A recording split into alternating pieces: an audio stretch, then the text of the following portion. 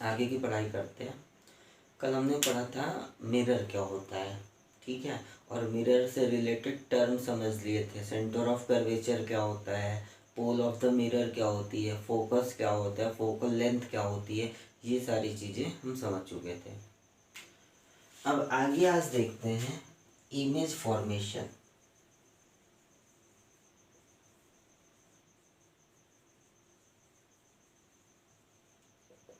Image formation, ठीक है। देखो, इमेज फॉर्मेशन आप जानने से पहले एक चीज़ देखो कि हमें कोई ऑब्जेक्ट दिखाई कैसे देती है। जैसे हमने इस मार्कर को देखा तो हमें दिखाई कैसे दिया, तो इसका बड़ा ही सिंपल सा एक कॉन्सेप्ट है, उस कॉन्सेप्ट को देखते हैं हम। देखने का काम हमारी बॉडी में दो चीज़ें करती हैं, एक तो हमारी आँख करती है और दूसरा इधर कहीं पे आपका ब्रेन होता है, इधर आपका कहीं पे ब्रेन होता है, तो ब्रेन करता है। जैसे आप एग्जांपल के लिए समझो चीज़ें, आँख तो आपकी चीज़ों को देखती है। कभी आप जैसे घर में कुछ सामान आपका गुम हो जाए, जैसे आप सपोज कर लो चाबी, कोई चाबी आपकी गुम हो जाती है, ठीक है, तो आप उसे खोजते हो, ठीक है, यहाँ पे आपकी चाबी रखी है, आप ऐसे नज़र दौड़ाते हो लेकिन आपको चाबी नहीं दिखती है। तो इसका रीज़न पता है क्या है? रीज़न ये, चाबी आपको दिखाई तो देती है लेकिन आपकी जो आईज से सिग्नल ब्रेन के पास जाता है वो नहीं पहुंच पाता, इसीलिए आपको चीज़ महसूस नहीं होती है। तो थोड़ा सा देखो, जैसे कोई भी चीज़, ये जैसे सपोज कर लो एक हमारा ऑब्जेक्ट यहाँ पे रखा हुआ है, ठीक है, इस ऑब्जेक्ट से चारों तरफ लाइट रे निकलेंगी, हर डायरेक्शन में लाइट रे निकलेंगी, और कुछ लाइट रे निकलेंगी तो हमारी आंखों पे भी जाएंगी, ठीक है। तो हम बस दो लाइट रे लेते हैं। एक लाइट रे सपोज करो इसने ये लिया, आंख पे गई, आंख पे गई तो इधर पीछे इमेज वगैरह बना, ये लास्ट में है कि आई आपको पढ़ना है, वो लास्ट में आपको अच्छे से पढ़ाया जाएगा। अभी के लिए इतना समझो, ये लाइट रे ऐसे गई, आंख पे गई, पीछे इमेज बना, फिर वहां से नर्व, जो आपकी ऑप्टिकल नर्व्स हैं, उन्होंने सिग्नल भेजा ब्रेन को, तो ये हमारी चीज दिखाई दे गई। दूसरी लाइट रे इससे निकली, ये भी हमारी आंख पे गई, इसके साथ भी वही हुआ, ठीक है। तो ब्रेन क्या फील करता है, थोड़ा सा इसको ध्यान से देखना है, एक मिनट। ये लाइट रे आपकी आंख पे गई तो ब्रेन तो इसे देख नहीं रहा, तो वो तो बस लाइट रे को देख रहा है ना, तो ब्रेन को क्या समझ में आएगा कि ये लाइट रे यहाँ से आ रही है, मतलब इधर पीछे कहीं ऑब्जेक्ट रखा होगा। फिर दूसरे केस में लाइट रे ऐसे आई, तो ब्रेन को क्या फील होगा कि ये लाइट रे इधर से आ रही है, मतलब इसी डायरेक्शन में आगे कहीं आपको ऑब्जेक्ट रखा होगा, ठीक है। अब ध्यान से देखो, एक ऑब्जेक्ट तो हमारा है, हमें पता है कि ऑब्जेक्ट यहाँ पे है, ब्रेन को नहीं पता कि ऑब्जेक्ट यहाँ पे है, ये चीज हमें पता है।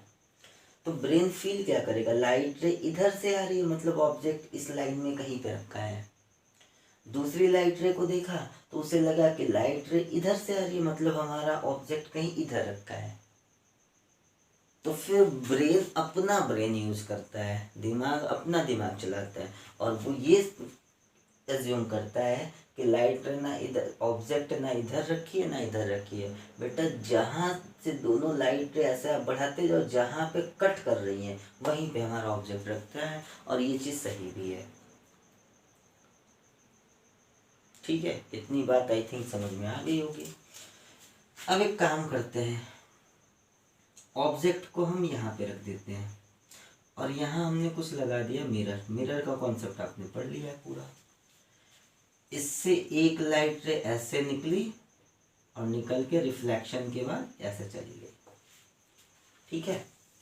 दूसरी लाइट रे यहाँ से ऐसे निकली और रिफ्लेक्ट हुई, रिफ्लेक्ट होके चली गई। अब आपको क्या समझ में आता है कि ऑब्जेक्ट कहाँ रखा है।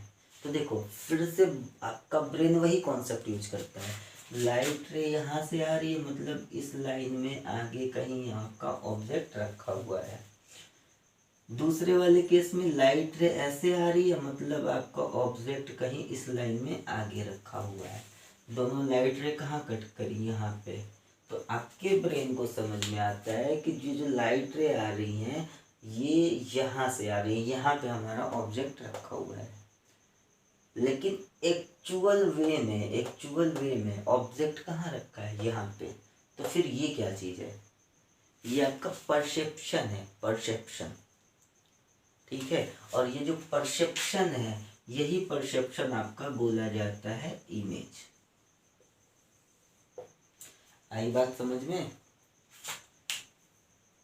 ठीक है, तो सीधे सीधे चीज आपको दिखाई, ऑब्जेक्ट दी, तो उससे निकलने वाली लाइट रे ब्रेन के दिमाग, ब्रेन ये फील करता है कि 2 लाइट रे 3 लाइट रे जहाँ से भी आ रही इनको आने दो, और ये इनको पीछे बढ़ाओ, जिस डायरेक्शन से आ रही उन्हीं डायरेक्शन से आप पीछे बढ़ाओ। जहाँ पे ये लाइट रे आपस में कट करी वहीं पे हमारा क्या है, ऑब्जेक्ट रखा हुआ है। पहले केस में हमने देखा ऑब्जेक्ट यहाँ रखा था, सेम कॉन्सेप्ट यूज करके बताया, ऑब्जेक्ट यहाँ है। फिर हमने यहाँ से ऑब्जेक्ट उठा के यहाँ कर दिया, ऑब्जेक्ट को हमने यहाँ कर दिया, और यहाँ पे मिरर रखा, रिफ्लेक्शन के बाद ये लाइट रे कहाँ कट करी, यहाँ पे। तो ब्रेन को क्या समझ में आया कि हमारा ऑब्जेक्ट यहाँ पे रखा है, बट हमने ऑब्जेक्ट को तो यहाँ पे रखा हुआ है। तो फिर ये क्या चीज़ है, ये आपका परसेप्शन है, और विजुअल परसेप्शन ही आपका क्या होता है, इमेज होता है। ठीक है, इतनी सी बात आपको शायद समझ में आ गई होगी कि इमेज क्या होती है। बाकी धीरे धीरे और आगे क्लियर होगा, आगे देखते हैं।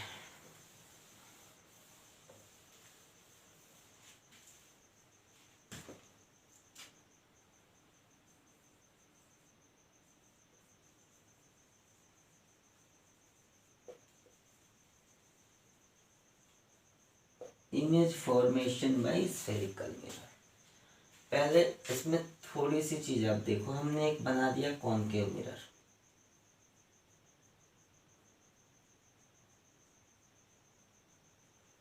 हमने बनाया कॉनकेव मिरर। कल की क्लास में आपने पढ़ा था, अगर कॉनकेव मिरर होगा तो इसका कहीं ना कहीं सेंटर ऑफ कर्वेचर होगा, और कहीं ना कहीं इसकी पोल होगी, पोल। और सेंटर ऑफ कर्वेचर और पोल को आप मिला देते हो तो ये आपकी क्या बनती है, प्रिंसिपल, ये आपकी बनती है प्रिंसिपल एक्सिस। ठीक है, चलो हम एक काम करते हैं, इसमें 1-2 रूल्स हमें समझने हैं, उन्हें थोड़ा समझते हैं। तो उसके लिए मैं अभी साइड में एक चीज बता देता हूँ। ठीक है, जैसे ये आपका कोई सर्कल है, अभी सर्कल आपने पढ़ा होगा, तो सर्कल है, सेंटर से अगर कोई लाइन खींचते हैं उसके सरकमफेरेंस पे, तो ये हमेशा कितने डिग्री का एंगल बनाती है, सरफेस से 90 डिग्री का। सर्कल ये स्फीयर है, तो स्फीयर में आप वर्ड यूज करोगे सरफेस का। ठीक है, तो सपोज कर लो ये स्फीयर है, सेंटर से आप ये लाइन खींचो स्फीयर पे, तो ये जो इसका सरफेस है इससे कितना एंगल बनाएगी, 90 डिग्री। आप यहाँ पे खींचो एंगल, इस सरफेस से कितना बनेगा, 90 डिग्री। यहाँ से खींचो कितना बनेगा, 90 डिग्री। यहाँ से खींचो कितना बनेगा, 90। मतलब ये सारे क्या हैं आपके, नॉर्मल है, सारे के सारे क्या है, नॉर्मल है। ठीक है, हम एक लाइट रे लेते हैं जो प्रिंसिपल एक्सिस के पैरेलल है। ठीक है, इतनी बात समझ लो, एक हमने लाइट रे लिया जो प्रिंसिपल एक्सिस के पैरेलल है। अच्छा, लॉ ऑफ रिफ्लेक्शन क्या कहता है, लॉ ऑफ रिफ्लेक्शन आपको ये कहता है कि जहाँ पे भी सरफेस को बीम ऑफ लाइट कट करे या लाइट रे कट करे, वहां पे आपको क्या करना है, एक नॉर्मल ड्रा करना है। और ध्यान से देखो, नॉर्मल ड्रॉ करोगे तो नॉर्मल कहाँ से पास होगी, सेंटर से पास होगी। यानी हमने यहाँ पे एक नॉर्मल ड्रॉ कर लिया, और ये कहाँ से पास होगी, सेंटर से। ये हमने क्या कर लिया, नॉर्मल ड्रॉ कर लिया। लॉ ऑफ रिफ्लेक्शन का पहला फर्स्ट लॉ क्या होता है, फर्स्ट लॉ ये होता है, angle of incidence is equal to angle of reflection. Angle of incidence equal to angle of reflection. ठीक है, आपतन कोण परावर्तन कोण के बराबर होता है। तो अगर हमने मान लिया कि ये एंगल, भाई एंगल ऑफ इंसिडेंस क्या होता है भाई, ये आपका इंसिडेंट लाइट रे और ये नॉर्मल, इनके बीच में जो एंगल बनता है वो एंगल ऑफ इंसिडेंस, और रिफ्लेक्टेड रे के बीच में जो एंगल बनता है वो एंगल ऑफ रिफ्लेक्शन। तो इंसिडेंट रे और नॉर्मल के बीच में जो एंगल बना वो आपका क्या बन गया, एंगल ऑफ इंसिडेंस। ठीक है, जितना एंगल ये बनेगा उतना ही एंगल ऑफ रिफ्लेक्शन बनेगा, और एंगल ऑफ रिफ्लेक्शन किसके किसके बीच में होता है, नॉर्मल और रिफ्लेक्टेड रे के। ये आपका नॉर्मल है और ये आपकी रिफ्लेक्टेड रे है, इनके बीच में एंगल जो बना वो कितने का बन गया, थीटा का। ठीक है, और कल की क्लास में आपने देखा था कि कोई भी लाइट रे प्रिंसिपल एक्सिस के पैरेलल आ रही है तो वो रिफ्लेक्शन के बाद कहाँ से जाती है, फोकस से। तो ये वाला पॉइंट आपका क्या बना, फोकस। इतनी बात समझ में आई? ठीक है, चलो। अच्छा, इसका उल्टा करके देखते हैं। अगर प्रिंसिपल एक्सिस के पैरेलल लाइट रे आ रही है तो रिफ्लेक्शन के बाद कहाँ से जा रही है, फोकस से। उल्टा कर दो, जो लाइट रे फोकस से निकलेगी वो रिफ्लेक्शन के बाद कहाँ से जाएगी, प्रिंसिपल एक्सिस के पैरेलल। तो पहला पॉइंट इसमें नोट कर लो आप, लाइट रे विच इज कमिंग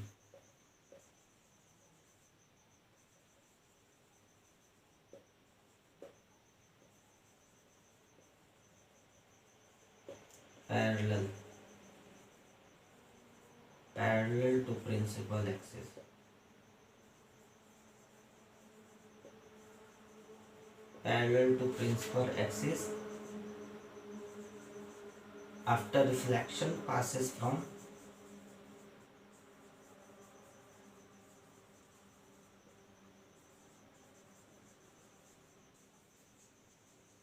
focus।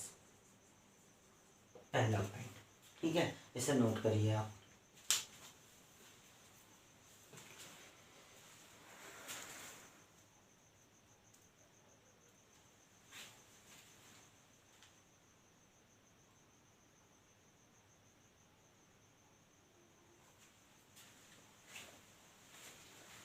ठीक है, नोट कर लिया।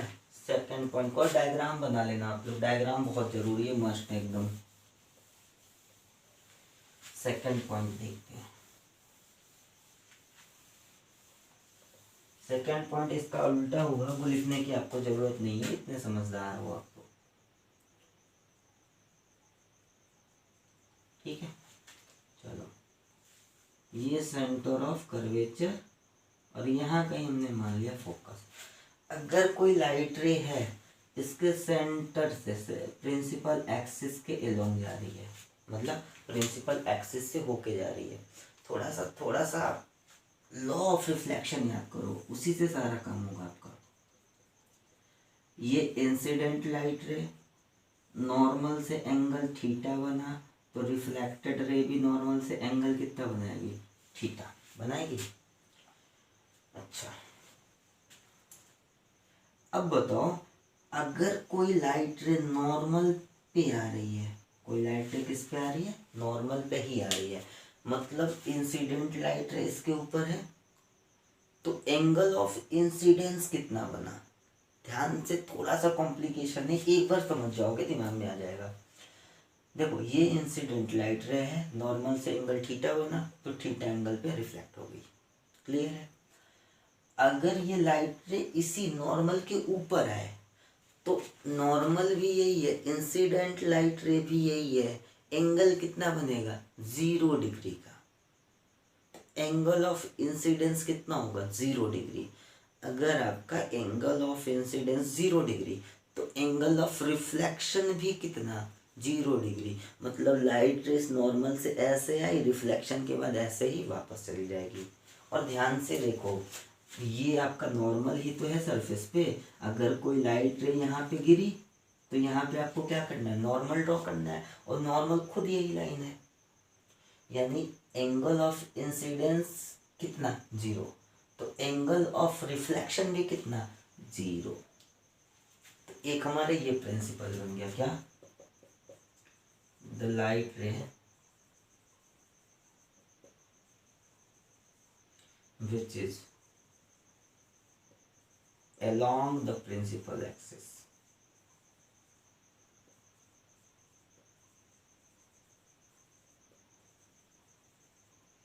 After reflection,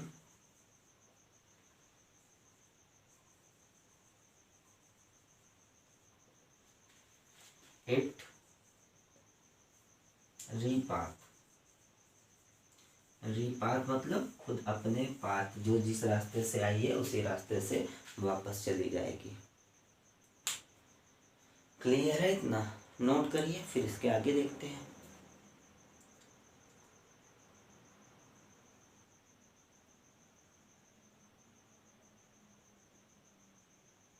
ठीक है, इसमें ज़्यादा कुछ नहीं करना, इन्हीं 2 पॉइंट से आपका सारा करवा दूंगा, इसको आप ध्यान देना बस।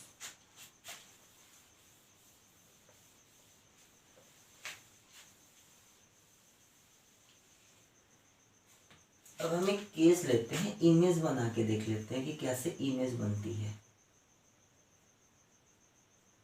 ये आपका कॉन्केव मिरर, कहीं पे आपका सेंटर ऑफ कर्वेचर होगा और कहीं पे आपकी पोल होगी। सेंटर ऑफ कर्वेचर और पोल को मिलाओगे तो ये आपकी क्या बनेगी? Principal axis. और यहाँ पे कहीं पे आपका क्या होगा? फोकस। ठीक है, इतनी बात है।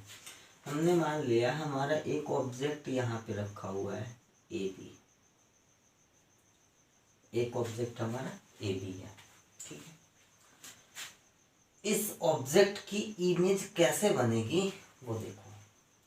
तो एक लाइट रे इसके टिप से हमने लिया, अब आप देख रहे हो ये लाइट रे जो है प्रिंसिपल एक्सिस के, ये आपको हर केस में काम करना है, ध्यान देना। तो हमने इसके टिप से एक लाइट रे ली जो प्रिंसिपल एक्सिस के पैरेलल है। ठीक है, ये आपका यहाँ पे गई और आपको एक कॉन्सेप्ट पता है कि जो लाइट रे प्रिंसिपल एक्सिस के पैरेलल आती है वो रिफ्लेक्शन के बाद कहाँ से पास करेगी? उसके फोकस से। तो इस लाइट रे को हमने क्या किया? फोकस से पास करवा दिया।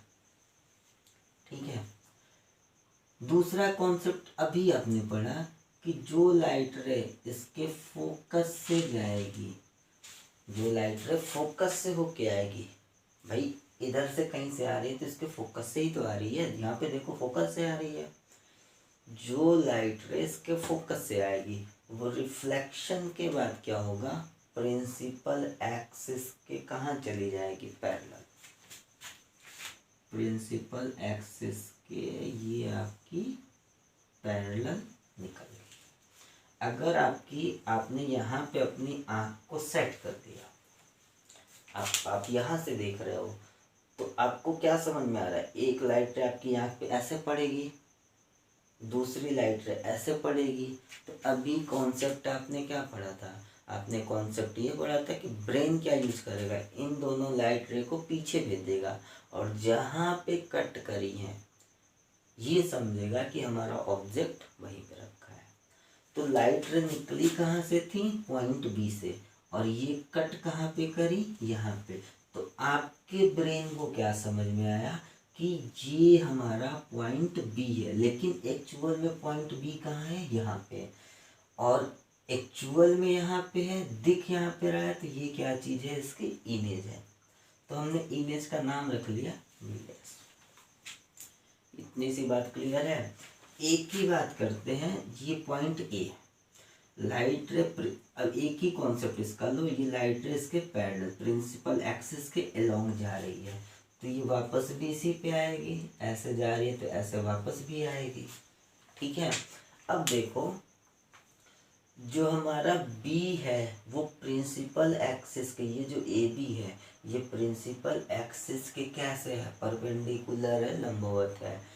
तो यहाँ से आप एक चीज ये भी समझ सकते हो कि अगर ऑब्जेक्ट प्रिंसिपल एक्सिस के परपेंडिकुलर है तो हमारा इमेज जो बनेगा वो भी प्रिंसिपल एक्सिस पे कैसा बनेगा? उसके परपेंडिकुलर ही बनना है। और आपने बी को ट्रेस कर लिया, बी की इमेज यहाँ पे क्या बनी? B dash. यानी आपकी जाहिर सी बात है कि हमारा जो इमेज बनेगा वो ये बनेगा, ए डैश बी डैश। समझ में आई बात? नहीं समझ में आ रही तो वीडियो रोक के पॉज करके एक बार आराम से समझो, फिर देखो आराम से क्लियर हो जाएगा। यही आपको पूरा एक कॉन्सेप्ट पढ़ना है, इमेज फॉर्मेशन, और इसी पे पूरी आपकी मिरर खत्म होगी, पूरा लेंस खत्म होगा। ठीक है, तो आज के लिए इतना ही रखते हैं। थोड़ा थोड़ा करो, सॉलिड तरीके से आप आगे बढ़ो। ठीक है, कल की क्लास में देखेंगे डिफरेंट डिफरेंट पोजीशन पे हम ऑब्जेक्ट को रख के और इमेज फॉर्म करेंगे कि इमेज आपकी कहाँ बन रही है। फिर उसके बाद हम बात करेंगे इमेज में, इमेज दो तरीके की होती है। तो नॉर्मली आपको बुक्स में भी पहले दे देता है और बाकी सारे जगह पे पहले पढ़ा भी दिया जाता है।